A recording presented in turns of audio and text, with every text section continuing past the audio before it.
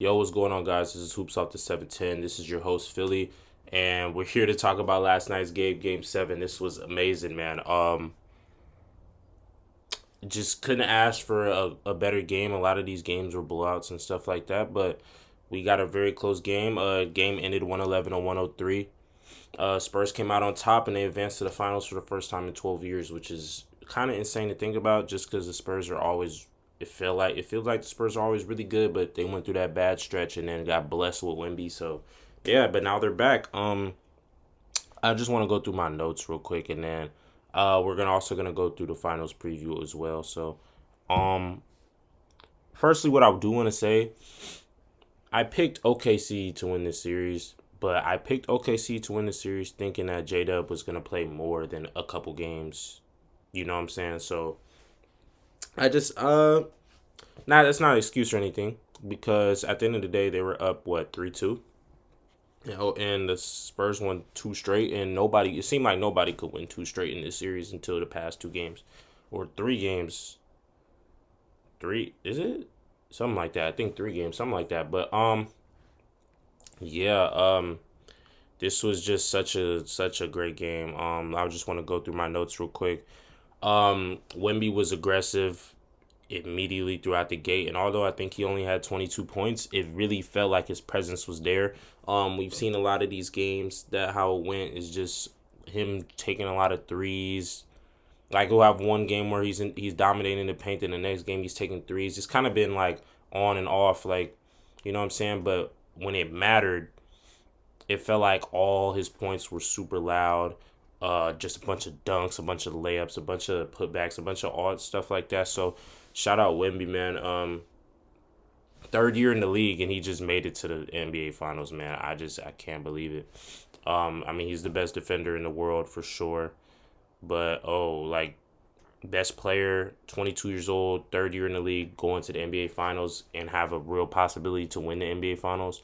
This is it's very insane, you know what I'm saying? So shout out to Wemby just for really just existing, like save the Spurs franchise. They found their next guy and he's gonna be the next guy until further notice, man.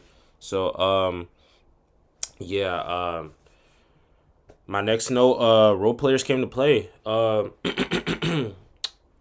though Devin Vassell didn't really shoot it great, I think he shot 4 for 14 or something like that, but didn't shoot it great, but he made timely buckets. All their guys were aggressive. It felt like Keldon Johnson was aggressive. Dylan Harper came into the game aggressive. They bench points. I think they have 27 points in bench, and you can't be mad at that. That's pretty solid. Couple double digit scores coming off the bench for them. So shout out to the Spurs. Shout out to their role players for just they were balling for sure. Like so so yeah.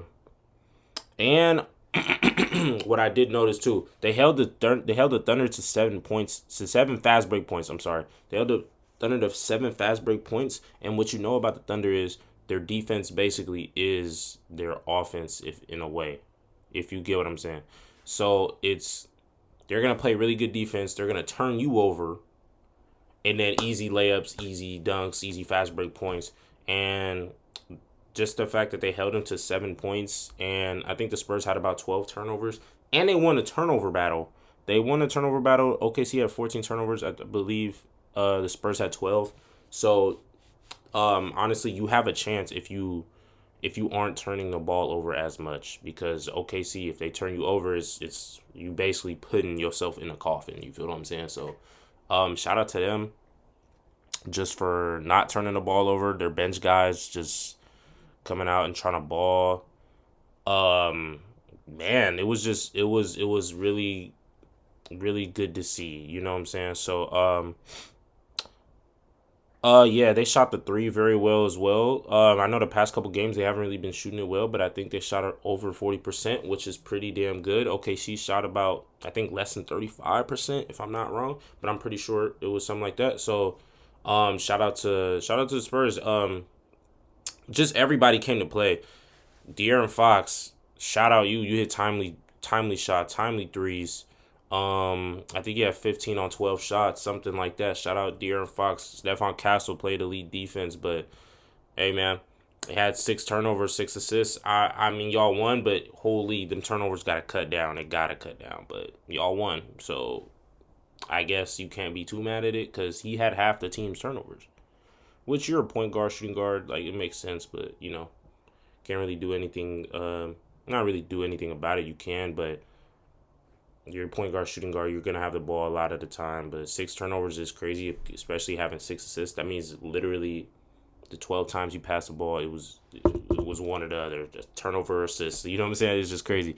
But man, the highlight of the game, bro. Luke Cornett, bro. Luke Cornett. Shout out to Luke Cornett for that chase down. And we got a block by Cornett, man. Shout out, bro, cause that was for sure needed. OKC, yeah, I almost felt like the momentum shifted. OKC was probably gonna win the game. Came down there and it's kind of just like took the heart out the fans and everything. It was just some, especially from him, you just did not expect that. He really got on that limb and just sent Isaiah shit. So shout out to Luke Cornett. Shout out to the Spurs. Yeah, those are my notes for the Spurs. But I'm just want to switch to the Thunder real quick. Shea, this was probably his best game of the series. I would actually say for sure is the best game, other than the one where he had like 13 assists. But this series was very up and down for him, and he came out today and it was like he just wouldn't be denied. It didn't really matter who was guarding him. He was fading off the wrong foot, bumping Vic and fading away, making a shot. And you want your stars to do that. 2-time MVP, you know what I'm saying? He deserves that title, and a lot of people like the foul baiting conversation. I'm not going to do that because if you're really watching basketball, he's one of the best scorers we've ever seen. I feel like, I don't know if I come here defending Shea that often, but he's one of my favorite players. And when he's on, he's on. You know what I'm saying? Certain stuff you really can't control. He gets in that mid range and he's automatic, bro. So it's like, man, shout out Shea. He came into Game 7 and balled. It wasn't enough apparently, but I think he did as much as he could. 9 assists as well, 35 and 9. I think he had 3 turnovers, which is pretty, like, it's a little much for him, but 9 assists, you did what you could. My next part that I want to talk about, Chet Holmgren. He is about to make $40 million next season. And I'm not the type of person to bash Chet, to like just him as an overall player, but we've had conversations about him during the season. If Wemby did not exist, actually, let me not even say that. If Wemby just didn't play basketball, play golf or something, right? Chet would be the best interior defender in the NBA for sure. Like, he would have won Defensive Player of the Year, and I'm just going off of this past season. He would have won Defensive Player of the Year. He probably would have made, I think he was on All-NBA third team, but he probably would have made second team. But the thing is with Chet is like, all right, we know you're a really good defender.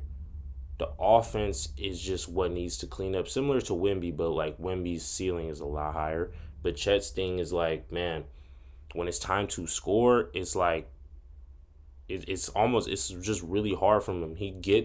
Somebody passes him the ball, and it's like he's a second late on processing on what to do.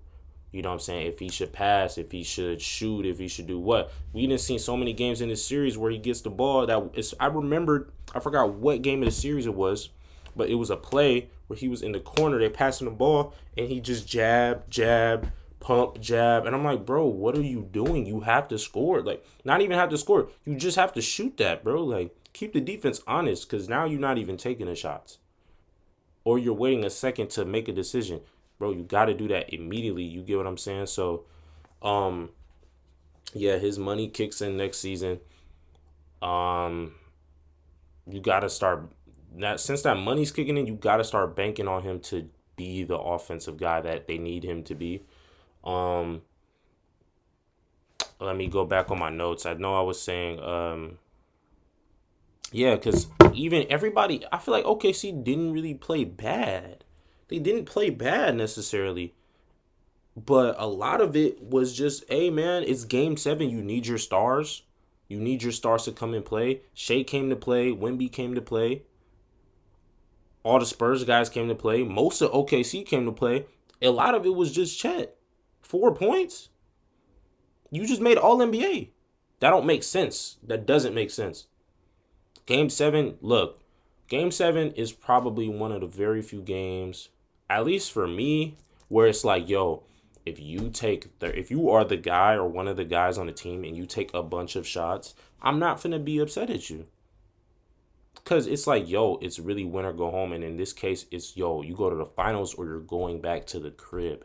You feel me? So the fact that Chet only had 4 points and was it 2 rebounds? He had some crazy, bro. I seen that video of somebody posting a TikTok of Chet paying homage to Lil Uzi or something like that. I seen that. That was crazy. But you know what I'm saying? Chet, bro, it's looking bad. He's about to have an insane summer. I don't know. Sam Presti has a bunch of picks. I don't know what happens. Um, yeah, I think it's time to just watching this game alone. It's just gotta get more creation for Shea. I already saw the reports with Trey Murphy possibly being traded to OKC. That would be a great step up. I don't know who you trade, but that would be a great step up. Probably Lou Dort. He's probably the odd man out because he plays good defense, but he doesn't really do anything else, and it's not like he's playing elite defense like he did a year ago. So, yeah, I'm just I don't know, man. It's very hard to tell how this is gonna go for OKC. You have a lot of options. You could shake up the world and go get Giannis and just say it's grits, man. It's grits, and I wouldn't be surprised if they did that. But it's all good, you know. Spurs advance, OKC goes home. So now I kind of just want to get into the Spurs versus Knicks. And I'll go more in depth later in the week. But for right now, if I had to go on the top of my head, I would probably say Spurs in 6. Just because we know the Knicks offense is very fluid. It's really good. We know. But now you got to play Wemby. And we saw the in-season tournament. We kind of got a taste of it. And that wasn't the same Knicks team, obviously.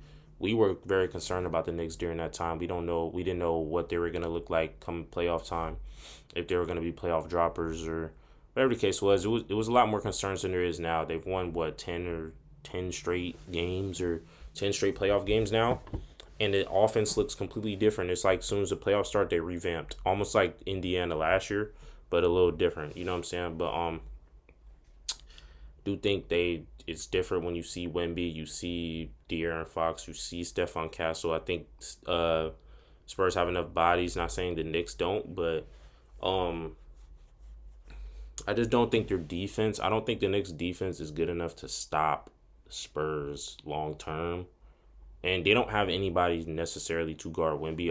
OG is probably gonna get the matchup, but it better not be Cat, but you know what I'm saying? Like OKC, or not OKC, Wemby is just an anomaly, so I think it's really not gonna matter too much now. OG is strong. You might just try to move him out, kind of like how OKC been trying to do. But at the end of the day, one is 6'7", the other is 7'4". So we'll see how much it matters. Yeah, I just need to see the defensive intensity of the Knicks. I gotta see how that works out. For sure. But and I feel like after game 1, I'll kind of know who's really going to win. But if I had to take a guess, I would say Spurs in 6. And there is a reality where Wemby is a champion in his 3rd year. And we having insane conversations. I remember seeing the Pick a Side podcast. They were talking about Wemby, or they were talking about SGA and Wemby. Saying, yo, if Wemby really come out here and do his shit, they call him the greatest player. They're the best player in the world. Like, as of right now, and I'm like, I'm not mad at that. I don't know how it looks for me right now. I don't know, but yeah, this is just a lot. This has been a great playoffs. I'm not gonna lie. I'm glad we got the 2 juggernauts and we got 7 games, which was perfect. Like we got 7 games of this series, which was really, really, really, really good. But yeah, this is a great conference finals matchup. Shout out the Knicks. Shout out the Thunder. I mean, yeah, well, shout out the Knicks. Shout out Spurs. Shout out OKC. Shout out Cleveland. You know what I'm saying? Cleveland, that's a whole nother conversation. But shout out to the 4 teams that made it. Shout out to the 2 teams that advanced. If the Knicks win, they're gonna blow up New York. I think we all know that. New York will be, it will just be water at that point. But yeah, what I do also want to say, and this is off or it's basketball talk, but kind of off it. I have an announcement that I'm going to make very, very, very soon. You guys will see, but yeah, it's gonna be very interesting. Things are gonna be a little, not a little different. Like I'll still make videos, but I have other outlets that I'm trying to work on, and I hope you guys could support me in that. Um, this is a podcast, but I'm also trying to expand it, and obviously still need to be a lot more consistent than I've been, but that will happen. I've been trying to just come up with more ideas and come up with more stuff to do. So shout out to y'all. Yeah, like, subscribe. Yeah, subscribe if you're new. Comment what's your favorite part of this video, or comment what you think of anything. I'm gonna start responding and just like giving my takes. If you guys want to, we can have conversations in the comments. Make sure to follow all the socials, follow the Twitter, follow the Instagrams, follow the TikTok, follow all that. So yeah, shout out y'all, and y'all have a great Sunday, and I'll catch y'all very soon.